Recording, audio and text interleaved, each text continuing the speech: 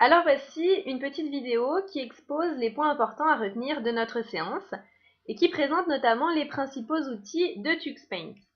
Donc on va commencer par ouvrir le logiciel TuxPaint.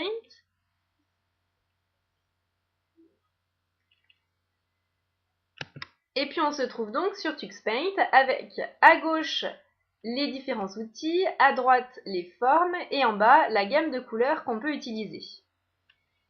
On va commencer par utiliser l'outil feuille qui se trouve ici pour pouvoir choisir une couleur de fond. Dans la gamme de couleurs qu'on va nous proposer et que voici, on va donc choisir une couleur, par exemple le jaune, et puis valider en cliquant sur le livre vert. On obtient donc notre couleur de fond. On va utiliser maintenant l'outil figure qui se trouve ici pour pouvoir avoir un contour de visage. Vous allez choisir la forme, donc forme carré, cercle, ce que vous voulez. Nous, on va par exemple utiliser une forme de triangle. On va se placer bien au centre de la page et puis maintenir enfoncé le bouton de la souris. Bouger la souris pour obtenir finalement la dimension que l'on souhaite. Dès qu'on a la dimension que l'on souhaite, on lâche le bouton de la souris.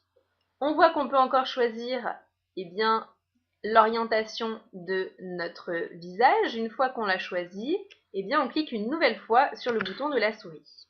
On obtient donc le contour de notre visage. On va ensuite utiliser l'outil pinceau qui se trouve ici et puis dessiner les yeux. Alors attention à bien former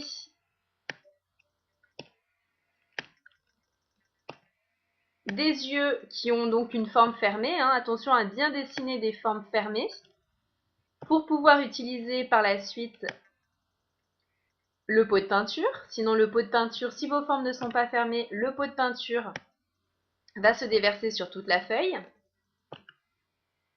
On peut aussi également changer la couleur pour dessiner ces éléments. Par exemple, je veux utiliser le rouge pour dessiner la bouche. Je peux aussi changer l'épaisseur de mon pinceau, par exemple pour dessiner les cheveux. Je vais alors choisir par exemple la couleur marron. Donc là, ça nous permet de changer l'épaisseur du pinceau.